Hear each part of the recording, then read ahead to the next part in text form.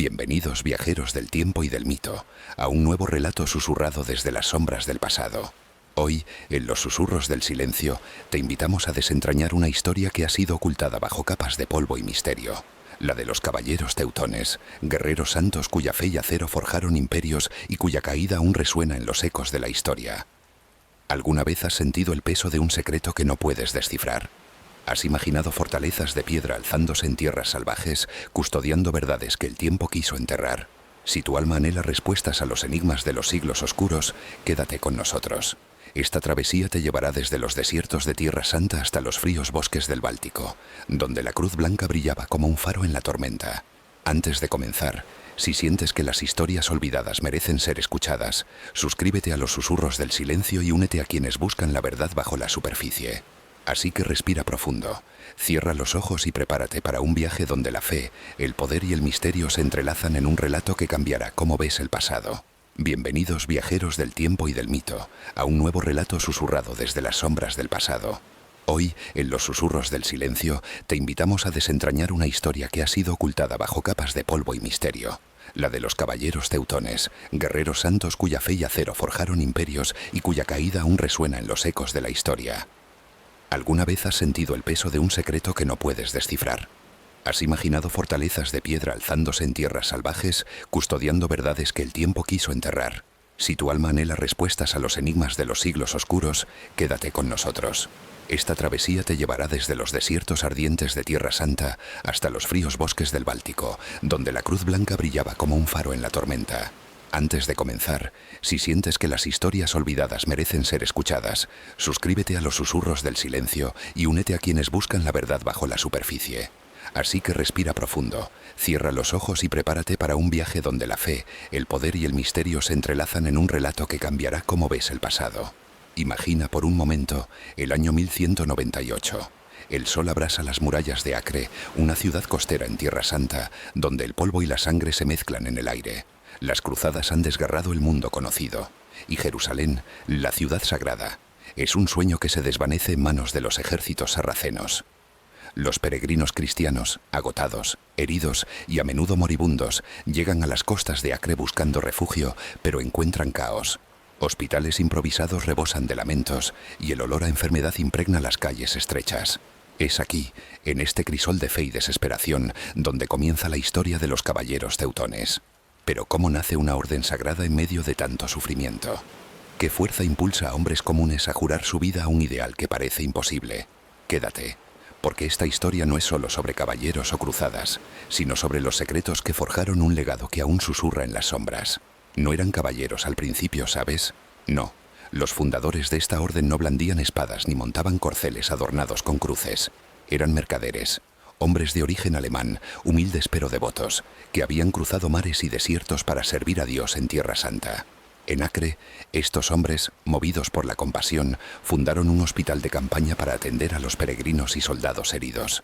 Imagina sus manos callosas, sus rostros quemados por el sol, trabajando incansablemente bajo tiendas raídas mientras el clamor de las batallas resonaba a lo lejos. Ellos no buscaban gloria, buscaban salvar almas, una a una, en un mundo donde la muerte parecía ser la única certeza. Pero algo cambió, algo profundo, algo que transformaría a estos sanadores en guerreros de leyenda. ¿Fue la fe? ¿El destino? ¿O tal vez un juramento sellado en la oscuridad de una noche sin estrellas? Pronto lo descubrirás.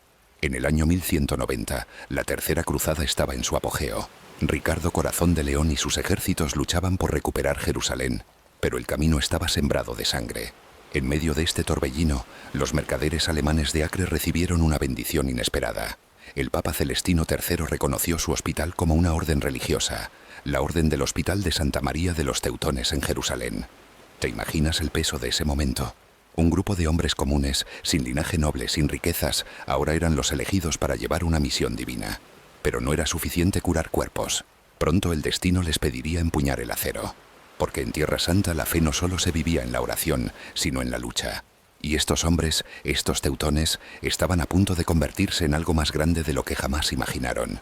Piensa en el juramento que tomaron. Imagina a estos hombres arrodillados en una capilla improvisada, sus voces resonando en un latín solemne mientras prometían pobreza, castidad y obediencia. Pero también prometieron algo más. Proteger a los peregrinos, defender la fe, incluso si eso significaba derramar sangre.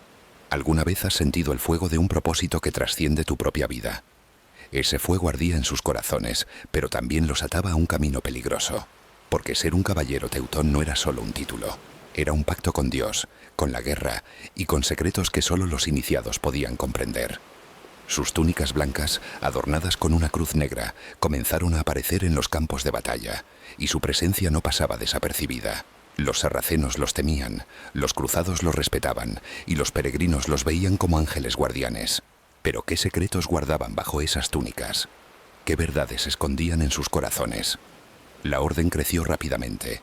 En pocos años dejaron de ser un simple hospital para convertirse en una fuerza militar. Recibieron donaciones de tierras, castillos y riquezas de nobles europeos que veían en ellos un faro de esperanza en un mundo fracturado. Pero con el poder vino el misterio. Se decía que los teutones no solo protegían peregrinos, sino también reliquias sagradas, objetos de un poder inimaginable que habían jurado custodiar. ¿Era cierto? Guardaban en sus cofres fragmentos del verdadero cruz o manuscritos que revelaban conocimientos prohibidos. Nadie fuera de la orden lo sabía, y ellos guardaban silencio. Sus fortalezas en Tierra Santa, como el castillo de Montfort, se alzaban como centinelas de piedra, pero también como guardianes de enigmas que el tiempo aún no ha desvelado. Y luego el destino giró. Tierra Santa comenzó a desmoronarse bajo el peso de las derrotas cristianas.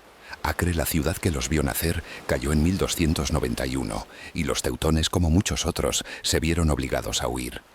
Pero no se rindieron. Mientras otros lloraban la pérdida de Jerusalén, ellos miraron hacia el norte, hacia tierras desconocidas donde la fe aún necesitaba defensores. Prusia, Lituania, los bosques helados del Báltico. Ese sería su nuevo campo de batalla. ¿Qué los impulsó a dejar atrás el calor de Tierra Santa por un mundo de hielo y oscuridad? ¿Era solo la fe o había algo más, un propósito oculto que los guiaba hacia un destino que ni ellos mismos comprendían? Este es solo el comienzo, viajero. Los caballeros teutones, nacidos en la sangre y la fe, estaban a punto de escribir una saga que cambiaría el curso de la historia. Pero cada paso que dieron los llevó más cerca de un abismo de poder, traición y misterios que aún hoy nos eluden. Cuando termine esta historia, no verás el mundo con los mismos ojos. Así que quédate, porque en el próximo capítulo descubrirás cómo estos hombres humildes se convirtieron en los guerreros blancos que hicieron temblar imperios. Imagina un mundo en llamas, viajero. Un mundo donde la fe y el acero chocan con la furia de los hombres y los designios de Dios. Estamos en los albores del siglo XIII, y los caballeros teutones, nacidos en el polvo de Acre, ya no son solo sanadores. Sus túnicas blancas marcadas con la cruz negra ondean en los campos de batalla, y su nombre comienza a susurrarse con reverencia y temor. Pero ¿cómo pasó un grupo de mercaderes devotos a convertirse en una fuerza que hacía temblar a reyes y paganos por igual? ¿Qué los llevó desde los desiertos de Tierra Santa a los bosques helados del norte? Quédate, porque esta es la historia de su ascenso, un relato de ambición, fe y secretos que se esconden bajo la superficie de su cruz. Respira profundo, cierra los ojos y déjate llevar por los ecos de un tiempo donde los hombres juraban lealtad a algo más grande que ellos mismos, o tal vez a algo más oscuro. El año es 1206, y un hombre emerge como la chispa que encenderá el destino de los teutones. Hermann von Salza, un caballero de mirada afilada y palabras que podían doblegar voluntades. ¿Alguna vez has conocido a alguien cuya sola presencia parece alterar el curso de la historia? Hermann era ese hombre. No era un simple guerrero, ni un simple monje. Era un estratega, un diplomático, un visionario que entendía que la fe, bien dirigida, podía mover montañas o conquistarlas. Bajo su liderazgo, los teutones dejaron de ser una orden menor para convertirse en un faro de poder, un símbolo que inspiraba tanto esperanza como miedo. ¿Pero qué había en su corazón? ¿Era un siervo de Dios o un hombre que veía en la cruz una oportunidad para forjar un imperio? Esa pregunta, viajero, es un enigma que aún resuena. Cuando Hermann tomó las riendas, los teutones estaban en un punto de inflexión. Tierra Santa se desmoronaba, y las cruzadas que alguna vez prometieron gloria ahora olían a derrota. Pero Hermann no miró atrás. Sus ojos se volvieron al norte, hacia tierras donde la fe cristiana aún no había echado raíces. Prusia, Lituania, los vastos territorios del Báltico. Un mundo de bosques oscuros, tribus paganas y ríos helados. ¿Por qué elegir un lugar tan hostil? ¿Qué los llamó a esas tierras donde el viento parecía susurrar antiguos secretos? Algunos dicen que fue la voluntad divina. Otros murmuran que Hermann buscaba algo más. Un nuevo comienzo. un lienzo en blanco donde los teutones podrían construir un reino propio, lejos de las sombras de Jerusalén. Fue en este momento cuando Hermann demostró ser más que un líder militar. Era un maestro de las alianzas, un tejedor de pactos que unían a los poderosos. Imagina las cortes de Europa, salones iluminados por antorchas, donde reyes y obispos negociaban el destino del mundo. Hermann caminaba entre ellos con la seguridad de quien sabe que su causa es sagrada, o al menos así lo hacía parecer. Consiguió el respaldo del Papa Honorio III, quien vio en los teutones una espada para extender la fe. Pero el verdadero golpe maestro vino con el emperador Federico II, el hombre más poderoso de Europa, un rey que soñaba con un imperio que rivalizara con Roma. Federico otorgó a los teutones tierras, privilegios y una autoridad que los colocó por encima de muchos nobles. ¿Te imaginas el peso de esa confianza? Pero también el peligro, porque aliarse con un emperador como Federico, un hombre conocido por su astucia y ambición, era como bailar sobre un filo de espada. Con el respaldo del Papa y el emperador, los teutones se lanzaron a su nueva misión, la Cruzada del Norte. Imagina un ejército de caballeros, sus capas blancas ondeando contra el cielo gris, cabalgando hacia tierras donde los dioses antiguos aún reinaban. En 1226, el duque Conrado de Mazovia, desesperado por someter a las tribus prusianas, llamó a los teutones para que llevaran la cruz a esas tierras salvajes. Hermann vio la oportunidad y negoció un acuerdo que cambiaría todo. La Bula de Oro de Rímini, un documento sellado por el emperador que otorgaba a los teutones el control de cualquier tierra que conquistaran en Prusia. ¿Entiendes lo que eso significa? No eran solo cruzados, eran colonizadores, constructores de un reino donde ellos serían los señores. Pero, ¿era solo la fe lo que los impulsaba? ¿O había un deseo más profundo, un anhelo de poder que latía bajo sus votos de pobreza? Las campañas en Prusia comenzaron con una furia implacable. Imagina fortalezas de madera alzándose en la noche, rodeadas de bosques donde los lobos aullaban y las hogueras paganas ardían en la distancia. Los teutones no solo luchaban, transformaban. Construyeron castillos, iglesias, caminos, llevando la fe cristiana a punta de espada. Pero no fue fácil.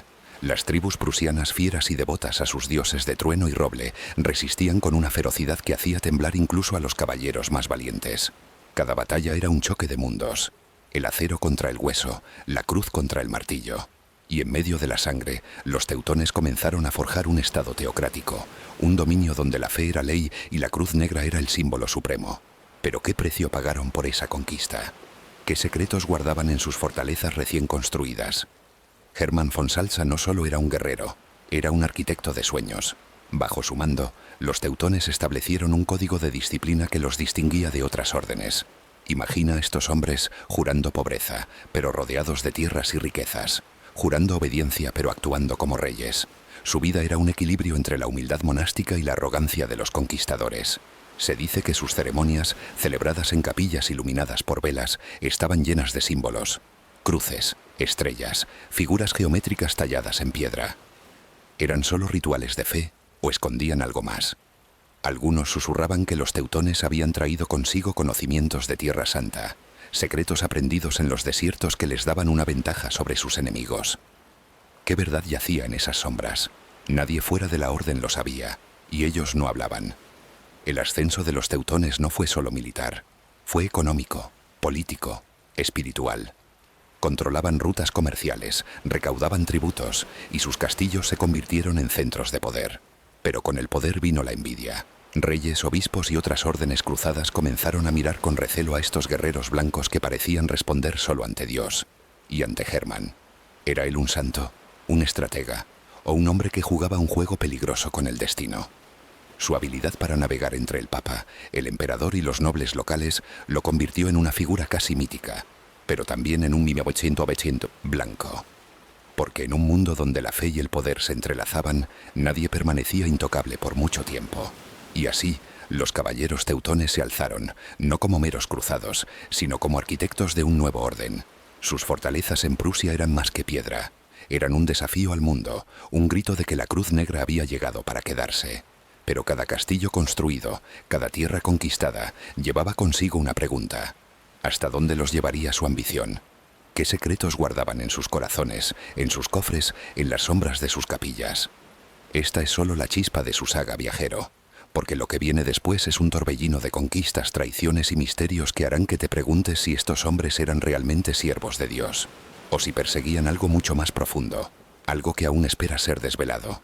Imagina un mundo donde la fe y el acero son una sola fuerza, donde la cruz no solo adorna altares, sino también escudos y estandartes que ondean en campos de batalla. Estás en los albores del siglo XIII, viajero, y los caballeros teutones, aquellos humildes sanadores de Acre, están a punto de transformarse en algo mucho mayor. Sus túnicas blancas marcadas con la cruz negra ya no solo protegen a los peregrinos, ahora inspiran temor y reverencia. ¿Cómo pasó un grupo de hombres devotos de ser cuidadores de enfermos a convertirse en los señores de vastos territorios? ¿Qué secretos les dieron el poder para doblegar reyes y papas a su voluntad? Respira profundo, porque este capítulo te llevará desde las arenas de Tierra Santa hasta los bosques helados del Báltico, donde los teutones alzaron su estandarte y comenzaron a escribir una leyenda que aún resuena en las sombras de la historia. Cuando dejamos a los teutones en el capítulo anterior, habían jurado un pacto sagrado: proteger la fe, aunque eso significara empuñar la espada. Pero el verdadero ascenso de la orden comenzó con un hombre cuya visión cambiaría el curso de su destino. Hermann von Salza, un caballero de mirada penetrante y mente afilada, cuya devoción a Dios rivalizaba con su astucia política. Imagina a Hermann, un hombre de origen noble pero sin pretensiones, arrodillado en una capilla de piedra, sus manos callosas sosteniendo una espada mientras jura lealtad no solo a la orden, sino a un sueño mucho mayor. ¿Alguna vez has sentido que un solo hombre puede alterar el destino de miles? Hermann lo hizo. Bajo su liderazgo, los teutones no solo sobrevivieron a la caída de Acre en 1291, sino que encontraron un nuevo propósito, un nuevo campo de batalla donde su cruz brillaría con una intensidad nunca antes vista. Piensa en el año 1219. Tierra Santa se desmoronaba, pero Hermann von Salza miró más allá del horizonte. Mientras otras órdenes, como los templarios y los hospitalarios, luchaban por mantener sus últimos bastiones en el Levante, los teutones recibieron una invitación que cambiaría todo. El rey Andrés II de Hungría, desesperado por proteger sus fronteras de las incursiones paganas, les ofreció tierras en Transilvania. Imagina el momento. Caballeros cubiertos de polvo, sus capas blancas ondeando al viento, llegando a un paisaje de colinas verdes y aldeas temerosas. Pero esta no sería una misión de caridad. Los teutones llegaron con espadas y cruces, dispuestos a imponer la fe cristiana en tierras donde los antiguos dioses aún eran adorados. ¿Era esto fe pura o una ambición disfrazada de piedad? La línea entre ambas comenzaba a desdibujarse, y en esa ambigüedad yace el primer susurro de los secretos que los teutones guardaban celosamente. Sin embargo, Transilvania fue solo el comienzo. Hermann von Salza, con su genio diplomático, entendió que el verdadero poder no estaba solo en la espada, sino en las alianzas. Acércate, viajero, y escucha cómo este hombre tejió una red que conectaba los salones de los reyes con los altares de Roma. En 1226, el duque Conrado de Mazovia, un noble polaco desesperado por someter a las tribus paganas de Prusia, llamó a los teutones. Pero Hermann no aceptó de inmediato. ¿Te imaginas la audacia? Un caballero, líder de una orden aún joven, negociando con príncipes como si fuera su igual. Hermann exigió algo sin precedentes: tierras, autonomía y el derecho a gobernar como señores en nombre de la fe. Y lo obtuvo. La bula de oro de Rímini, otorgada por el emperador Federico II, dio a los teutones carta blanca para conquistar y gobernar Prusia. ¿Qué precio pagaron por ese poder? ¿Qué juramentos secretos hicieron bajo la luz de las antorchas? Ahora, imagina los bosques de Prusia, oscuros, densos, donde los árboles parecen susurrar oraciones paganas. Aquí, los teutones no solo lucharon contra hombres, sino contra un mundo que desafiaba su fe. Las tribus prusianas, feroces y devotas a sus dioses de trueno y fuego, no se doblegaron fácilmente. Cada batalla era una danza de sangre y acero, cada victoria un paso hacia un nuevo orden. Los teutones construyeron fortalezas de madera y piedra, como Zorn y Kulm, que se alzaban como centinelas en un paisaje hostil. Sus caballeros, montados en corceles pesados, cargaban con una disciplina que parecía sobrenatural. Pero, ¿era solo disciplina? Se decía que los teutones seguían un código secreto, un conjunto de reglas que no solo gobernaba sus batallas, sino sus almas. ¿Qué prometían en esas noches frías cuando las fogatas iluminaban rostros marcados por la guerra? Hermann von Salza no solo era un guerrero, era un visionario. Mientras sus caballeros conquistaban Prusia, él negociaba con el Papa Gregorio IX y el emperador Federico II, asegurando privilegios que hacían a los teutones intocables. Imagina las cortes de Europa, llenas de intrigas y ambiciones, donde Hermann caminaba como un igual entre reyes. Logró que la orden respondiera solo al Papa, liberándolos de las cadenas de los señores feudales. Pero este poder tenía un costo: Cada castillo construido, cada tierra conquistada, alimentaba rumores. Se decía que los teutones no solo acumulaban tierras, sino también conocimientos. Mapas de rutas secretas, manuscritos traídos de Tierra Santa, tal vez incluso reliquias que brillaban con un poder que iba más allá de lo humano. ¿Guardaban estos tesoros en sus fortalezas? ¿O los escondían en sus corazones, protegidos por juramentos que nadie fuera de la orden podía romper? A medida que los teutones crecían, su cruz blanca se convirtió en un símbolo de algo más grande que la fe. Era poder, era orden, era un desafío a cualquiera que se opusiera a ellos. En Prusia fundaron ciudades, impusieron leyes y llevaron la cruz a tierras que nunca la habían conocido. Pero no todos los veían como salvadores. Las tribus conquistadas hablaban de caballeros que quemaban aldeas, de hombres santos que exigían tributos tan pesados como los de cualquier tirano. ¿Eran los teutones los guerreros de Dios que proclamaban ser o habían comenzado a servir a un amo más terrenal? La respuesta no es sencilla, viajero, porque en su ascenso yace la semilla de su futura caída. Cada victoria los acercaba más al cielo, pero también al abismo. Y mientras los estandartes blancos ondeaban sobre Prusia, Hermann von Salza miraba hacia el futuro. Sabía que el poder de los teutones no podía depender solo de la espada. Comenzaron a comerciar, a construir redes que les trajeron riquezas inimaginables. El ámbar del Báltico, dorado como el sol, fluyó a través de sus manos, y con él, el dinero que les permitió construir más fortalezas, reclutar más caballeros y fortalecer su dominio. Pero con la riqueza vino la envidia. Reyes y obispos comenzaron a mirar a los teutones con recelo. ¿Qué secretos guardaban estos guerreros blancos que los hacían tan intocables? ¿Qué verdades escondían bajo sus capas, en las sombras de sus castillos? Cuando este capítulo termine, sentirás el peso de su ascenso, pero también la fragilidad de su gloria. Los caballeros teutones, nacidos de la fe, ahora eran señores de un imperio en ciernes. Pero cada paso que daban los acercaba a un destino que ni Hermann von Salza podía prever. Quédate con nosotros, viajero, porque en el próximo capítulo te adentrarás en las tierras paganas de Prusia, donde la sangre y la fe chocaron en una guerra que forjó leyendas y dejó tras de sí misterios que aún esperan ser desvelados. Cierra los ojos, viajero, e imagina un bosque tan antiguo que sus árboles parecen susurrar secretos olvidados. Estamos en las tierras salvajes de Prusia, en los albores del siglo XIII, donde el aire huele a musgo, sangre y humo. Los caballeros teutones, con sus capas blancas y cruces negras, han llegado a este mundo indómito, donde los dioses paganos aún reinan en los corazones de las tribus. ¿Alguna vez has sentido el choque entre dos mundos que no pueden coexistir? Aquí, la fe cristiana y las creencias ancestrales se enfrentan en una danza de acero y fuego. Este capítulo te llevará al corazón de las conquistas teutónicas, donde fortalezas de piedra se alzaron sobre tierras indómitas, donde la cruz blanca marcó un nuevo orden, pero también donde los susurros de lo antiguo nunca dejaron de resonar. Prepárate, porque esta no es solo una historia de victorias, sino de sacrificios, traiciones y misterios que los teutones llevaron consigo al borde del abismo. Cuando los teutones pisaron Prusia, no encontraron un reino unificado, sino un mosaico de tribus feroces. Los prusianos, los pomeranios, los lituanos, todos unidos por su devoción a dioses de trueno, bosques y ríos. Imagina a estos guerreros paganos, con rostros pintados y armas rudimentarias, enfrentándose a caballeros acorazados que cargaban como una tormenta de acero. Los teutones, bajo el mandato de la bula de oro de Rímini, tenían una misión clara: convertir estas tierras al cristianismo, sin importar el costo.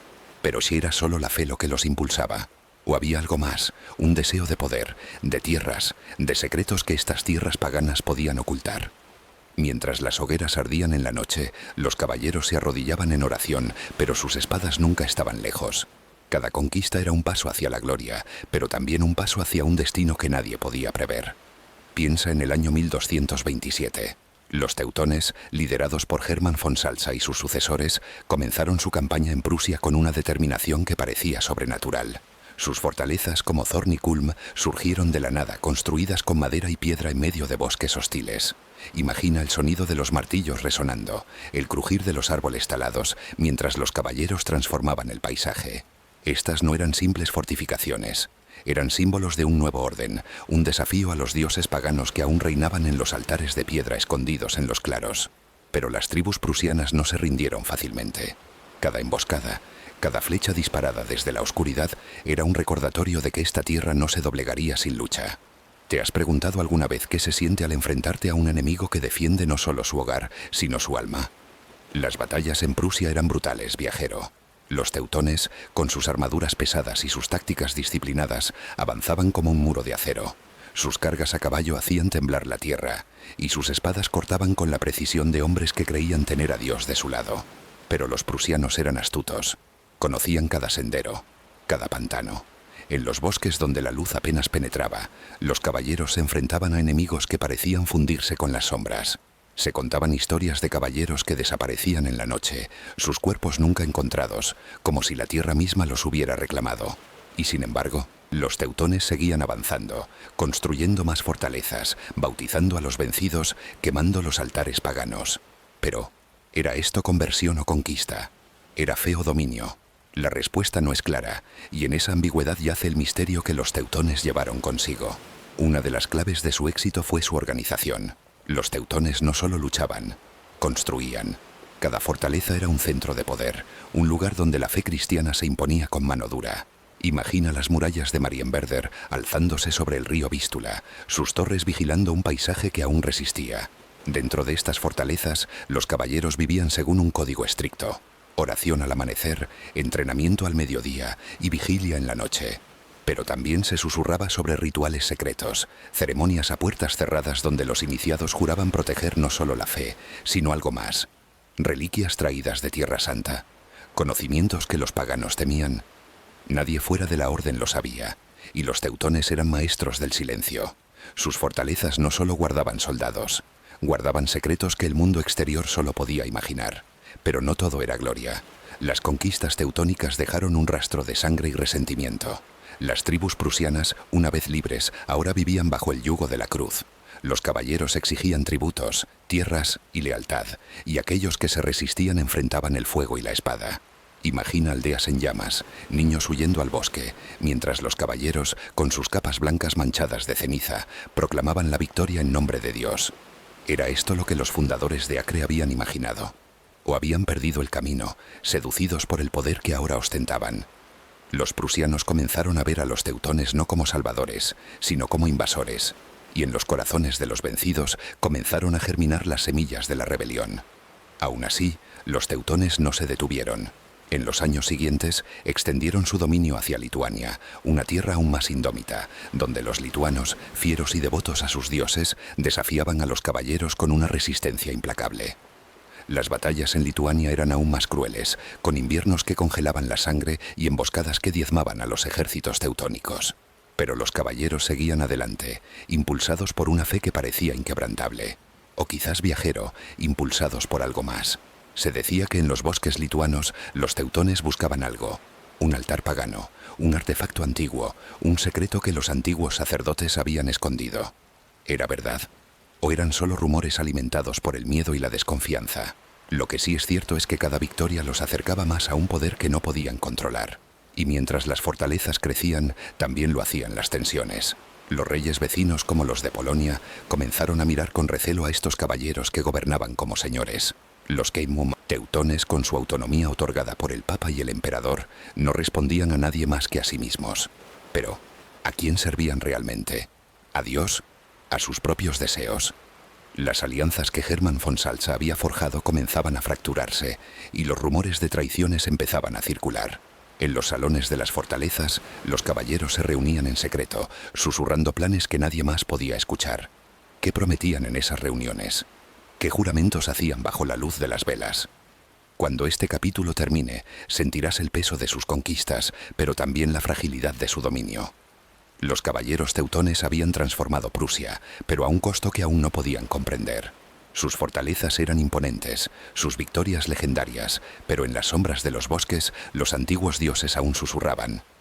Quédate con nosotros, viajero, porque en el próximo capítulo te adentrarás en el corazón de su imperio. El castillo de Marienburgo, un lugar de piedra y secretos donde los teutones guardaban verdades que el mundo nunca debía conocer.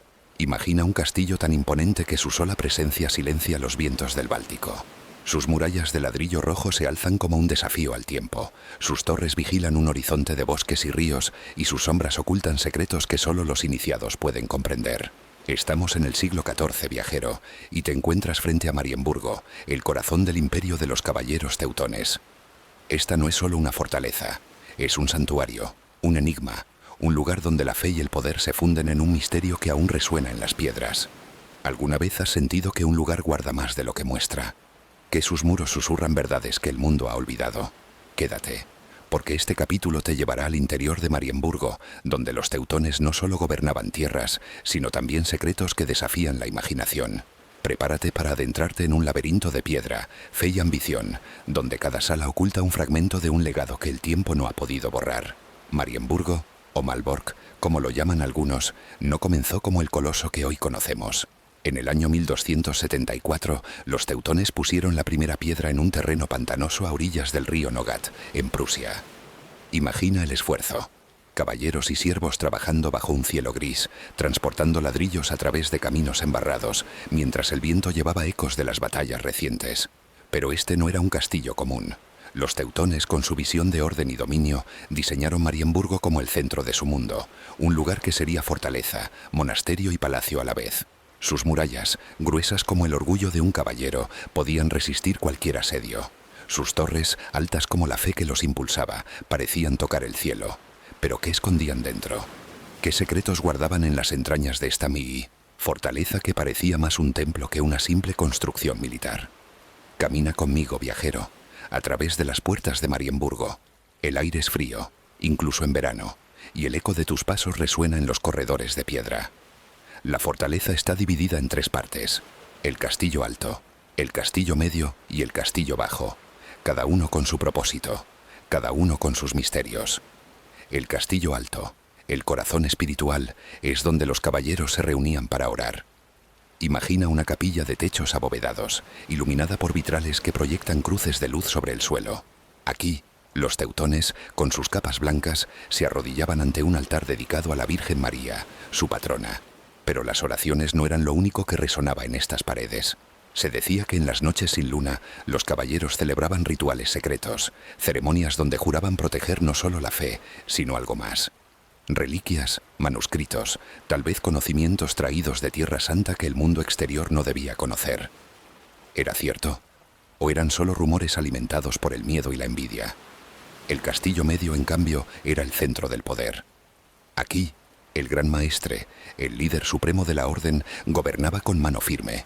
Imagina una sala de audiencias con tapices que narran las victorias teutónicas y una mesa larga donde los caballeros discutían estrategias, alianzas y conquistas. Pero también aquí, en las sombras, se tejían intrigas. Los teutones eran maestros de la diplomacia, pero también de la discreción. Se susurraba que en las cámaras privadas del gran maestre había cofres sellados con candados de hierro, custodiados día y noche. ¿Qué contenían? Oro del comercio del ámbar, reliquias sagradas, o tal vez mapas que señalaban lugares olvidados, donde los antiguos secretos de los paganos aún esperaban ser descubiertos. Nadie fuera de la orden lo sabía, y los caballeros guardaban silencio, sus rostros tan impenetrables como las murallas que los protegían. El castillo bajo era el dominio de la vida cotidiana.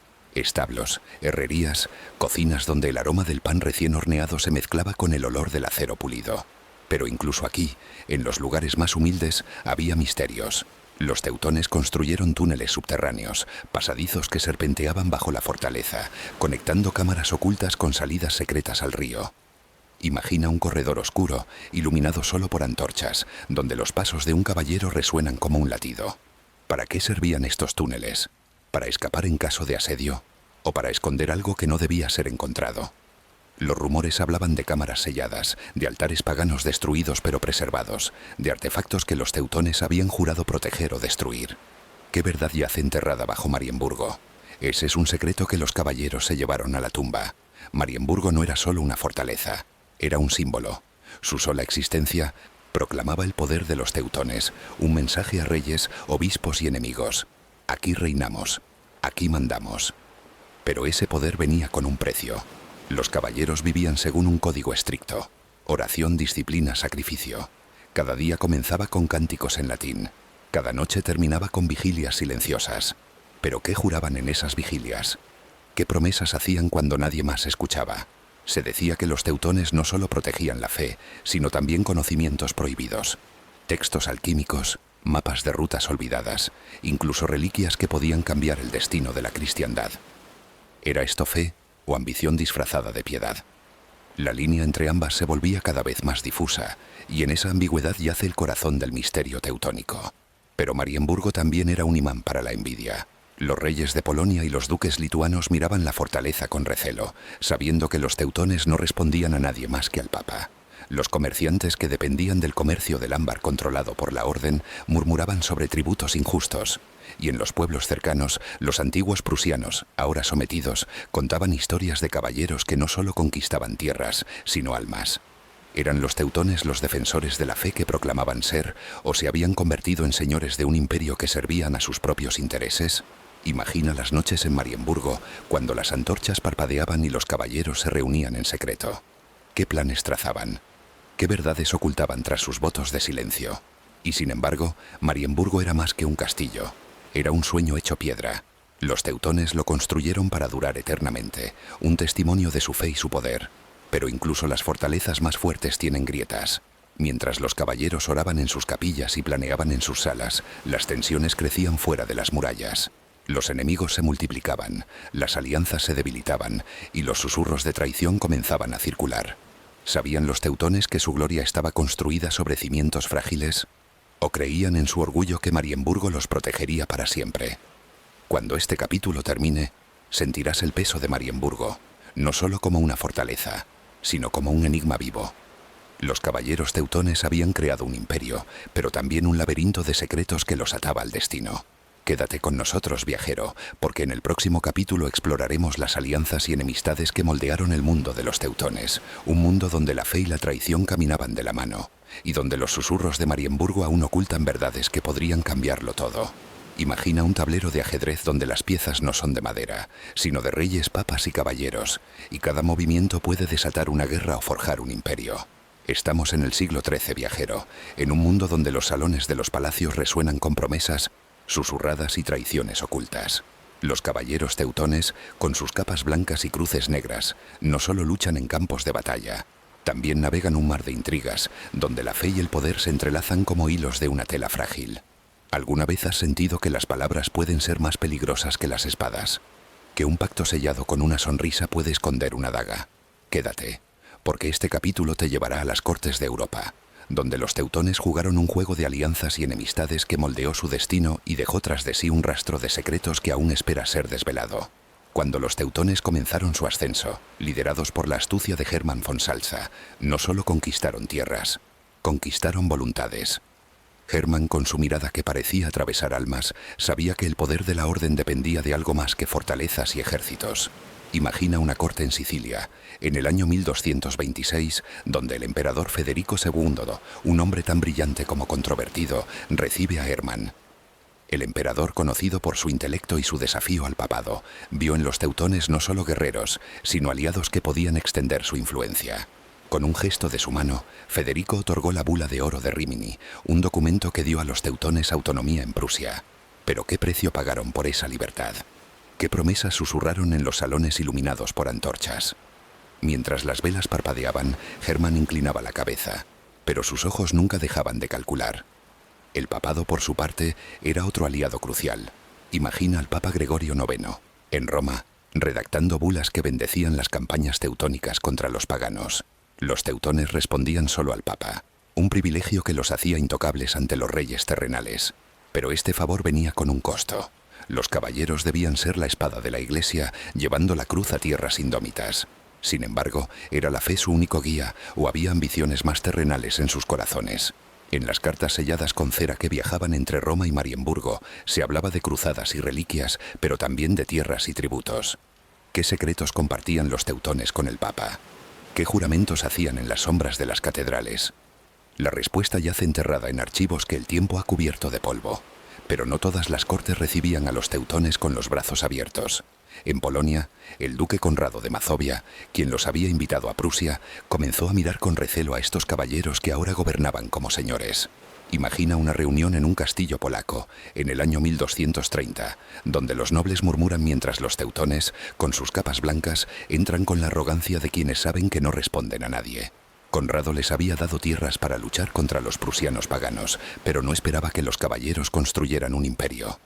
Las fortalezas, teutónicas como Zorn y Kulm, no solo protegían, dominaban.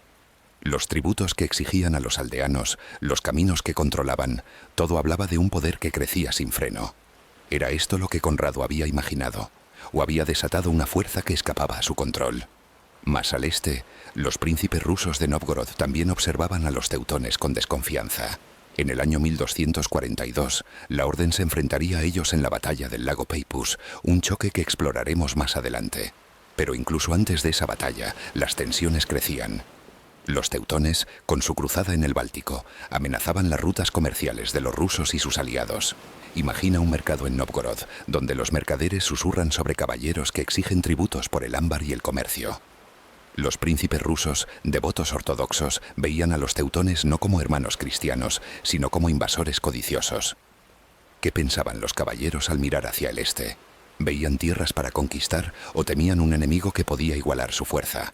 Y luego estaban los lituanos, un pueblo feroz cuya resistencia desafiaba a los teutones en cada paso.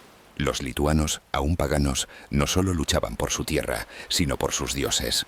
Imagina un claro en el bosque, en el año 1250, donde un altar pagano arde mientras los caballeros teutónicos observan desde sus corceles.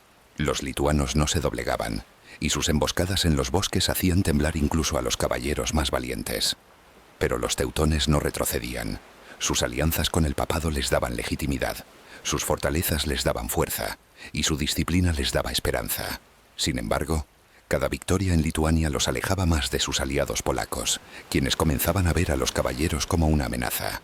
Sabían los teutones que estaban sembrando las semillas de su propia ruina. En las cortes de Europa los teutones caminaban una cuerda floja. Cada alianza era un arma de doble filo. Imagina a Hermann von Salza o a sus sucesores negociando con reyes que los admiraban pero también los temían. En Hungría, donde los teutones habían gobernado brevemente en Transilvania, el rey Andrés II los expulsó en 1225, temiendo su creciente poder. Fue una lección amarga. Incluso los aliados podían volverse enemigos. Pero los teutones aprendieron rápido. En Prusia se aseguraron de que nadie pudiera desafiarlos. Sus fortalezas, sus leyes, su control del comercio del ámbar. Todo estaba diseñado para hacerlos indispensables. ¿Pero a qué costo? Cada pacto, cada bula papal, cada donación de tierras los ataba más a un juego donde la traición era tan común como la fe. Y en las sombras de estas alianzas había rumores. Se decía que los teutones no solo negociaban con reyes y papas, sino con fuerzas más oscuras. En los mercados de Prusia los mercaderes contaban historias de caballeros que buscaban reliquias paganas, no para destruirlas, sino para guardarlas. ¿Por qué? ¿Qué poder creían que escondían esos altares antiguos? En las cortes se susurraba sobre manuscritos que los teutones protegían, textos que hablaban de conocimientos prohibidos, tal vez traídos de Tierra Santa. ¿Eran estas historias solo rumores o había verdad en ellas? Los caballeros, con su disciplina de hierro y sus votos de silencio, no ofrecían respuestas, pero sus acciones hablaban. Cada castillo construido, cada tributo recaudado, cada alianza forjada, los acercaba más a un poder que pocos podían comprender. Cuando este capítulo termine, sentirás el peso de las intrigas que rodeaban a los teutones. Eran aliados de emperadores y papas, pero también enemigos de reyes y pueblos. Su cruz blanca era un faro de fe, pero también un imán para la envidia. Quédate con nosotros, viajero, porque en el próximo capítulo te llevaremos al corazón de las batallas que forjaron su leyenda, donde el hielo y el acero chocaron en un enfrentamiento que resonaría por siglos, y donde los secretos de los teutones comenzaron a mostrar sus primeras grietas. Cierra los ojos, viajero, y escucha el crujir del hielo bajo las botas de los caballeros. Estamos en el año 1242, en un lago congelado en las tierras del norte, donde el viento corta como una espada y el aire lleva el eco de tambores de guerra. Los caballeros teutones, con sus capas blancas ondeando contra un cielo gris, se enfrentan a un enemigo que desafía su poder. Los príncipes rusos de Nóvgorod, liderados por el joven Alejandro Nevsky. Este es el escenario de la batalla del lago Peipus, un choque que resonaría en la historia como un canto de gloria y un presagio de sombras. ¿Alguna vez has sentido el peso de un momento que puede cambiarlo todo? El instante en que la fe, el coraje y el destino chocan en un campo de batalla. Quédate, porque este capítulo te llevará al corazón de las batallas que convirtieron a los teutones en leyendas, pero también al borde de un abismo donde los primeros susurros de su caída comenzaron a resonar. Imagina el lago Peipus, una extensión de hielo que brilla bajo un sol pálido. Es abril, pero el frío muerde como si el invierno se negaran a soltar su presa. Los teutones, con sus armaduras relucientes y sus cruces negras, forman una línea impenetrable. Sus caballos pesados y entrenados para la guerra resoplan nubes de vapor mientras los caballeros ajustan sus lanzas. Frente a ellos, los rusos con sus arqueros y lanceros esperan en la orilla opuesta. Alejandro Nevsky, un líder cuya astucia rivaliza con su valor, ha elegido este terreno con cuidado. El hielo es traicionero, y los teutones, confiados en su disciplina y su fe, no lo saben aún. ¿Qué impulsa a estos caballeros a cargar hacia un enemigo que los espera con ojos fríos? ¿Es la certeza de que Dios está con ellos o un orgullo que ciega sus corazones? La batalla del lago Peipus, conocida como la batalla del hielo, no fue solo un enfrentamiento. Fue un espectáculo de poder y estrategia. Los teutones, maestros de la carga pesada, avanzaron como un muro de acero. Imagina el estruendo, el galope de los corceles, el choque de las lanzas, el grito de los hombres mientras el hielo gemía bajo su peso. Los caballeros, entrenados en las cruzadas de Tierra Santa, creían que su formación era imbatible. Pero Nevsky sabía algo que ellos ignoraban. El lago no era su aliado. Cuando los teutones cargaron, el hielo comenzó a fracturarse. Algunos dicen que los caballeros cayeron al agua helada, sus armaduras arrastrándolos al fondo como anclas. Otros dicen que fue la astucia de Nevsky, atrayéndolos a un terreno donde sus pesados corceles eran una desventaja. ¿Fue el hielo el verdadero enemigo o fue el exceso de confianza lo que traicionó a los teutones? Aunque la batalla terminó en derrota, no marcó el fin de los teutones. Al contrario, alimentó su leyenda. Los sobrevivientes regresaron a sus fortalezas, sus capas blancas manchadas de sangre, pero su espíritu intacto. En los años siguientes, sus victorias en Prusia y Lituania consolidaron su reputación como guerreros invencibles. Imagina las campañas en los bosques prusianos, donde los caballeros enfrentaban emboscadas en senderos oscuros. Las tribus, con sus flechas y lanzas, luchaban con la ferocidad de quienes defienden no solo su tierra, sino su alma.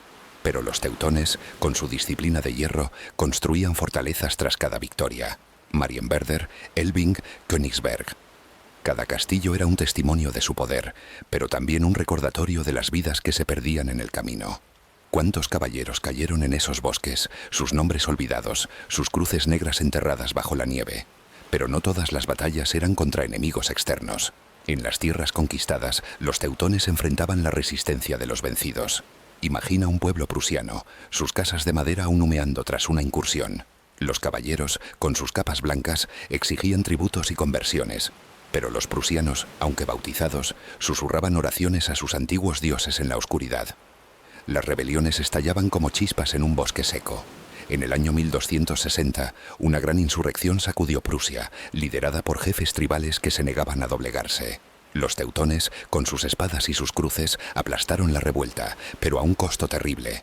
Aldeas ardían y los caballeros, que juraban proteger la fe, comenzaban a ser vistos como tiranos. ¿Era esto lo que habían jurado en Acre cuando eran solo sanadores? ¿O habían perdido su camino, seducidos por el poder que ahora ostentaban? Y sin embargo, cada batalla forjaba su leyenda. En las cortes de Europa los trovadores cantaban sobre los caballeros de la Cruz Negra, hombres que desafiaban a paganos y príncipes por igual. Pero las historias también llevaban susurros de misterio. Se decía que los teutones no solo luchaban por la fe, sino por algo más. En los campos de batalla, algunos afirmaban haber visto caballeros protegidos por amuletos extraños, símbolos que no pertenecían a la cruz cristiana. Otros contaban de cofres sellados que viajaban con los ejércitos, custodiados día y noche. ¿Qué guardaban? ¿Reliquias de Tierra Santa? ¿O tal vez artefactos paganos que los caballeros no destruían sino escondían? Los teutones, con su voto de silencio, no ofrecían respuestas, pero sus victorias hablaban por ellos. Cada castillo construido, cada tribu sometida, era una prueba de su poder. Pero, ¿a qué costo? Piensa en los caballeros mismos, viajero. Imagina a un joven teutón, apenas un muchacho, arrodillado en una capilla antes de la batalla. Sus manos tiemblan mientras reza, pero sus ojos arden con un propósito que trasciende la vida. Estos hombres no solo luchaban, vivían para un ideal. Sus votos de pobreza, castidad y obediencia los ataban a algo más grande, pero también los aislaban. En los campamentos, mientras afilaban sus espadas, ¿qué pensaban? ¿Soñaban con la gloria o temían la muerte que acechaba en cada batalla? Y en las noches frías, cuando las fogatas iluminaban sus rostros, ¿qué juramentos renovaban? Algunos dicen que los teutones llevaban consigo secretos que los hacían más que simples guerreros. Conocimientos traídos de Tierra Santa, rituales que solo los iniciados conocían. ¿Era esto lo que les daba su fuerza o lo que los condenaría? Cuando este capítulo termine, sentirás el eco de las batallas que convirtieron a los teutones en leyendas. Sus victorias los elevaron a la cima del poder, pero cada choque de espadas también revelaba grietas en su armadura. Los enemigos crecían, no solo en los bosques, sino en las cortes de los reyes que antes los apoyaban. Quédate con nosotros, viajero, porque en el próximo capítulo exploraremos la riqueza y los secretos económicos que sostuvieron el imperio teutónico. Un mundo donde el oro y el ámbar brillaban tanto como la cruz, pero también atraían sombras que amenazaban con engullirlos. Imagina un mundo donde el brillo del ámbar rivaliza con el fulgor del oro, donde los caballeros de capa blanca no solo empuñan espadas, sino también las llaves de un imperio económico. Estamos en el siglo XIII, viajero, en las tierras del Báltico, donde los caballeros teutones han transformado su fe en una máquina de poder que abarca castillos, batallas y sobre todo riquezas. Pero ¿alguna vez has sentido que la riqueza trae consigo sombras más oscuras que la pobreza? Que el oro puede pesar más que cualquier espada. Quédate, porque este capítulo te llevará al corazón del imperio económico de los teutones, un mundo donde el comercio del ámbar, las redes financieras y los secretos ocultos construyeron un legado tan imponente como sus fortalezas, pero también tan frágil como un castillo de arena ante la marea. Cuando los teutones llegaron a Prusia, su misión era clara: llevar la cruz a tierras paganas. Pero mientras sus espadas conquistaban, sus mentes calculaban. Los caballeros, con su disciplina de hierro, entendieron que la fe sola no podía sostener un imperio. Imagina los mercados de Marienburgo, bulliciosos con mercaderes de toda Europa, sus puestos cargados de ámbar, ese oro del Báltico que brillaba como atrapado por el sol. Este material, codiciado por reyes y obispos, no era solo una joya, era el motor de la riqueza teutónica. Los caballeros controlaban las rutas del ámbar, desde las costas prusianas hasta los mercados de Brujas y Venecia. Cada pieza que pasaba por sus manos engrosaba sus arcas, pero también alimentaba rumores. ¿Qué hacían con tanto oro? ¿Era solo para construir fortalezas o había algo más? Algo que guardaban en cámaras selladas bajo la luz de las antorchas. Piensa en el año 1280, cuando los teutones ya dominaban Prusia. Sus fortalezas como Marienburgo y Königsberg no eran solo baluartes militares, eran centros de comercio. Imagina un puerto en el río Nogat, donde barcos cargados de ámbar, pieles y miel atracaban bajo la mirada vigilante de los caballeros. Los teutones no solo recolectaban tributos de las aldeas conquistadas, establecieron monopolios, controlando quién podía comerciar y cuánto debían pagar. Eran banqueros medievales, prestando dinero a nobles y mercaderes, asegurando que cada transacción fortaleciera su poder. Pero este control tenía un precio. En los mercados, los mercaderes susurraban sobre impuestos injustos, sobre caballeros que exigían más de lo que la fe justificaba. ¿Era esto el servicio a Dios que los teutones proclamaban o una codicia disfrazada de piedad? Y luego estaba el ámbar, el verdadero tesoro del Báltico. Este material, formado por la resina de árboles antiguos, era más que una mercancía, era un símbolo. Los reyes lo usaban para coronas, los obispos para relicarios y los teutones lo convirtieron en la base de su economía. Pero ¿sabías que el ámbar también llevaba consigo un aura de misterio? Los paganos prusianos creían que era un regalo de los dioses, que contenía el espíritu de los bosques. Cuando los teutones tomaron el control de las minas de ámbar, no solo se apoderaron de su riqueza, también heredaron sus secretos. Se decía que los caballeros buscaban piezas especiales, ámbar con formas extrañas o inclusiones que parecían símbolos antiguos. ¿Por qué? ¿Era solo por su valor? ¿O creían que estas piezas escondían conocimientos prohibidos? En las cámaras de Marienburgo, los caballeros guardaban cofres llenos de ámbar, custodiados como si fueran reliquias sagradas. ¿Qué verdad escondían esas piedras doradas? Pero la riqueza de los teutones no se limitaba al ámbar. Imagina una red de comercio que se extendía desde el Báltico hasta Tierra Santa, conectando puertos, mercados y cortes. Los caballeros, con su disciplina y su reputación, se convirtieron en guardianes de rutas comerciales, asegurando que las caravanas llegaran a salvo a cambio de un precio. Eran más que guerreros, eran financieros, con un sistema que rivalizaba con los banqueros italianos. En sus fortalezas llevaban registros minuciosos, escritos en pergaminos que solo los iniciados podían leer. Pero ¿qué más anotaban en esos pergaminos? Algunos dicen que no solo registraban deudas y ganancias, sino también secretos. Mapas de rutas olvidadas, fórmulas traídas de Tierra Santa, tal vez incluso conocimientos alquímicos que los caballeros protegían con celo. ¿Era esto posible? ¿O eran solo historias inventadas por mercaderes envidiosos? Esta riqueza trajo poder, pero también enemigos. Los reyes de Polonia que una vez habían invitado a los teutones, ahora los veían como una amenaza. Imagina una corte en Cracovia, en el año 1300, donde los nobles polacos murmuran sobre los caballeros que controlan el comercio del ámbar y exigen tributos de aldeas que antes les pertenecían. Los teutones, con su autonomía papal, no respondían a nadie, y eso alimentaba el resentimiento. Los mercaderes de la Liga Hanseática, aliados a veces, competidores otras, también miraban con recelo a estos caballeros que dominaban el Báltico.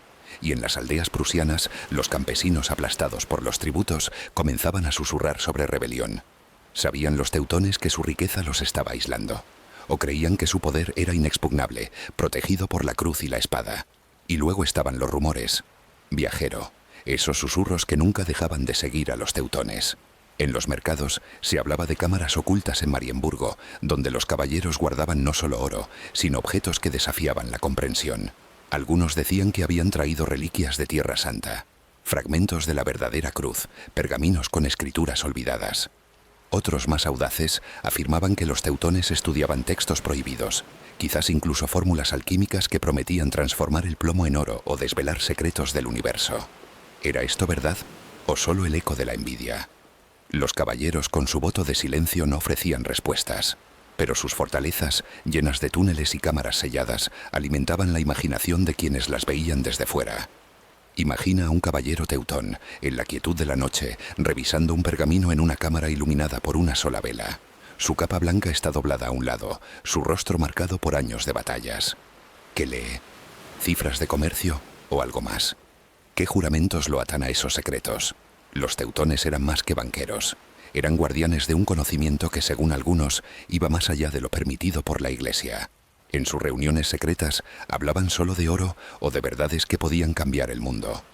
La riqueza les dio poder, pero también los ató a un destino que comenzaba a oscurecerse. Cada moneda que recaudaban, cada pieza de ámbar que controlaban, los acercaba más a un conflicto que no podían prever. Cuando este capítulo termine, sentirás el peso del oro que sostuvo el imperio teutónico, pero también las sombras que lo acompañaban. Los caballeros teutones habían construido una máquina económica que los hacía intocables, pero cada tesoro escondía un riesgo. Quédate con nosotros, viajero, porque en el próximo capítulo exploraremos los conflictos internos que comenzaron a fracturar la orden, un mundo donde los votos de pobreza chocaban con la riqueza, y donde los secretos de los caballeros amenazaban con romper el juramento que los unía. Imagina una fortaleza silenciosa en la penumbra, donde las antorchas parpadean en salones de piedra y los susurros de los caballeros resuenan como oraciones a medio terminar. Estamos en el siglo XIII. Viajero, en el corazón del imperio teutónico, donde los caballeros teutones, con sus capas blancas y cruces negras, enfrentan una amenaza que no viene de los bosques paganos ni de las cortes enemigas, sino de sus propias almas. ¿Alguna vez has sentido que un ideal, por puro que sea, puede fracturarse bajo el peso de la ambición? ¿Que los juramentos más sagrados pueden volverse cadenas? Quédate, porque este capítulo te llevará al interior de la orden, donde los votos de pobreza chocaban con la riqueza, donde las disputas por el poder amenazaban con romper el pacto que los unía, y donde los secretos guardados en las sombras comenzaron a mostrar sus primeras grietas. Los teutones, nacidos en la humildad de Acre, habían jurado pobreza, castidad y obediencia. Pero en las tierras del Báltico, donde controlaban fortalezas, rutas comerciales y el oro del ámbar, esos votos parecían cada vez más lejanos. Imagina el año 1290, cuando Marienburgo, el corazón de la orden, resplandece con la riqueza de un imperio. Las mesas de los caballeros, antes frugales, ahora están cubiertas de manjares traídos de tierras lejanas. Sus armaduras forjadas con el mejor acero brillan bajo el sol, y sus fortalezas como Königsberg y Elbing son palacios disfrazados de baluartes. Pero en las capillas donde los caballeros se arrodillan para orar, el eco de sus votos resuena como un reproche.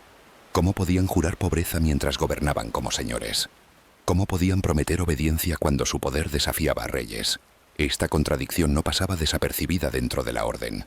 Imagina una sala en Marienburgo, iluminada por velas, donde los caballeros se reúnen en secreto. El gran maestre, figura suprema de la orden, preside la mesa, pero sus palabras no calman los ánimos. Algunos caballeros, los más jóvenes, ardían con el fuego de la fe, recordando los días en que los teutones eran sanadores en Tierra Santa. Otros, endurecidos por años de conquistas, veían la riqueza como un derecho, una recompensa por sus victorias. Las discusiones se volvían acaloradas, las voces resonaban en los muros de piedra. ¿Era la riqueza un regalo de Dios o una tentación del diablo? ¿Era la orden un faro de la cristiandad o un imperio que había olvidado su propósito? Estas preguntas no tenían respuestas fáciles, y en ellas yacía la semilla de la discordia. El liderazgo mismo de la orden comenzó a fracturarse. Imagina el año 1300, cuando la muerte de un gran maestre desata una lucha por el poder. Los caballeros, divididos por lealtades y ambiciones, se enfrentan en elecciones que más parecen intrigas palaciegas que actos de fe. Algunos apoyaban a líderes que prometían volver a los ideales originales, a la humildad y la pobreza. Otros respaldaban a hombres que veían el futuro en la expansión, en más tierras, más riquezas, más poder. Cada elección era un campo de batalla invisible, donde las palabras cortaban como espadas, y en las sombras se susurraba sobre traiciones. Caballeros que conspiraban contra sus hermanos, que enviaban cartas secretas a reyes o al papa, buscando favores o protección. ¿Qué juramentos se rompían en esas noches? ¿Qué secretos se compartían a cambio de poder? Pero no todo era caos. Los teutones, con su disciplina legendaria, buscaron reformarse. Imagina un concilio en Marienburgo, en el año 1310, donde los caballeros se reúnen para salvar la orden de sí misma. Se promulgaron nuevas reglas. Los caballeros debían limitar sus lujos, donar más a los pobres, reforzar los votos de pobreza. Pero estas reformas eran como vendas en una herida profunda. Los castillos seguían llenos de oro, los mercaderes seguían pagando tributos, y los caballeros, aunque rezaban con fervor, vivían como señores. Las reformas calmaban las conciencias, pero no apagaban las ambiciones. Y en las cámaras privadas, los líderes de la orden seguían custodiando secretos que nadie más podía conocer. ¿Qué guardaban en esos cofres sellados? ¿Reliquias de Tierra Santa, como afirmaban algunos? ¿O conocimientos que desafiaban la fe que juraban proteger? Y luego estaban los rumores. Viajero. Esos susurros que nunca dejaban de perseguir a los teutones. En las aldeas prusianas, los campesinos contaban historias de caballeros que celebraban rituales extraños en las profundidades de Marienburgo. Se decía que en noches sin luna, los iniciados se reunían en cámaras ocultas donde leían pergaminos traídos de Tierra Santa o estudiaban símbolos que no pertenecían a la cruz. Algunos incluso hablaban de pactos con fuerzas oscuras, de conocimientos alquímicos que los caballeros protegían para su propio beneficio. ¿Eran estas historias solo el eco de la envidia o había verdad en ellas? Los teutones, con su voto de silencio, no ofrecían respuestas. Pero sus fortalezas, con sus túneles y cámaras selladas, parecían diseñadas para guardar más que oro y armas. Estos conflictos internos no solo debilitaban a la orden, también alimentaban las sospechas de sus enemigos. Los reyes de Polonia, que ya miraban con recelo el poder teutónico, veían en estas divisiones una oportunidad. Imagina una corte en Cracovia, donde los emisarios polacos reciben informes de caballeros descontentos, de líderes que cuestionan la dirección de la orden. Cada rumor era un arma, cada disputa un punto débil. Y en Roma, el Papa, aunque aliado, comenzaba a preguntarse si los teutones seguían siendo la espada de la Iglesia o un imperio que respondía solo a sí mismo. ¿Sabían los caballeros que su fortaleza interna estaba fracturándose? ¿O creían que su fe y su disciplina los salvarían de cualquier tormenta? Piensa en un caballero joven, viajero, arrodillado en la capilla de Marienburgo. Su corazón arde con la fe que lo llevó a unirse a la orden, pero sus ojos ven las riquezas que lo rodean. Tapices de seda, relicarios de oro, cofres que nunca se abren. ¿Qué piensa mientras reza? ¿Siente que la orden ha perdido su camino o cree que la riqueza es un medio para un fin mayor? En las noches cuando los caballeros se reunían, las discusiones no eran solo sobre estrategia o comercio. Eran sobre el alma misma de la orden. Algunos soñaban con volver a los días de humildad. Otros veían el poder como un mandato divino. Y en esas tensiones, los secretos de los teutones se volvían más pesados, más peligrosos. Cuando este capítulo termine, sentirás el peso de las fracturas que amenazaban con dividir a los teutones. Su imperio, construido con fe, acero y oro, comenzaba a temblar desde dentro. Los votos que los unían ahora los separaban, y los secretos que guardaban podían ser su salvación o su ruina. Quédate con nosotros, viajero, porque en el próximo capítulo te llevaremos a la batalla de Grunwald, un enfrentamiento que marcó el principio del fin, donde la Cruz Blanca enfrentó su destino y los susurros de traición se convirtieron en un grito que resonó por siglos. Imagina un amanecer teñido de rojo, como si el cielo mismo presagiara sangre. Estamos en el año 1410, viajero, en los campos de Grunwald, una vasta llanura en el corazón de Prusia, donde el destino de los caballeros teutones está a punto de cambiar para siempre. Sus capas blancas marcadas con la cruz negra ondean al viento, pero el orgullo que las sostiene comienza a tambalearse.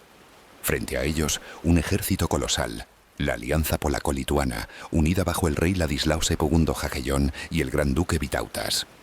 Esta es la batalla de Grunwald, un choque que no solo enfrentó ejércitos, sino mundos enteros. ¿Alguna vez has sentido que un solo día puede romper un imperio? Que la gloria construida con siglos de esfuerzo puede desmoronarse bajo el peso de una derrota. Quédate, porque este capítulo te llevará al corazón de la tragedia teutónica, donde la fe, el acero y los secretos chocaron en un campo de batalla que aún resuena con ecos de traición y sacrificio. Los teutones, en la cima de su poder, creían que nada podía detenerlos. Marienburgo, su fortaleza inexpugnable, era el símbolo de su dominio. Sus victorias en Prusia y Lituania se habían forjado una leyenda de invencibilidad. Pero el mundo estaba cambiando. Los reyes de Polonia y Lituania, una vez aliados a regañadientes, ahora veían a los caballeros como una amenaza. Imagina una corte en Cracovia, años antes, donde los nobles polacos murmuran sobre los tributos que los teutones exigen, sobre las tierras que controlan, sobre su arrogancia que desafía a reyes y papas. En Lituania, Vitautas, un líder astuto, unía a su pueblo, aún parcialmente pagano, bajo una bandera común: detener a los caballeros de la Cruz Negra. ¿Sabían los teutones que sus enemigos se unían? ¿O creían en su orgullo que su fe y su disciplina los harían eternos? El verano de 1410 amaneció con un calor sofocante. Los teutones, liderados por el gran maestre Ulrich von Jungingen, marcharon hacia Grunwald con confianza. Imagina a los caballeros, sus armaduras brillando bajo el sol, sus estandartes ondeando con la cruz negra. Eran menos en número, pero su disciplina era legendaria. Frente a ellos, el ejército polaco-lituano, una mezcla de caballeros polacos, arqueros lituanos y mercenarios tártaros, formaba una masa inmensa. Los teutones, con su experiencia en batallas, apostaron por su táctica favorita: la carga pesada, un muro de acero que había aplastado a paganos y rusos por igual. Pero, ¿era esta confianza una fuerza o una ceguera que los llevaba al abismo? La batalla comenzó al alba, con el rugido de los tambores y el silbido de las flechas. Imagina el choque. Los caballeros teutónicos cargando como un trueno, sus lanzas destrozando las primeras líneas enemigas. Pero los polacos y lituanos, bajo el mando de Jagellón y Vitautas, no cedieron. Los lituanos, con su caballería ligera, fingieron una retirada, atrayendo a los teutones a un terreno embarrado donde sus pesadas armaduras se volvieron una carga.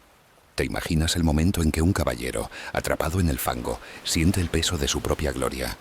Las flechas llovían, las espadas cortaban, y el campo se convirtió en un lodazal de sangre y acero.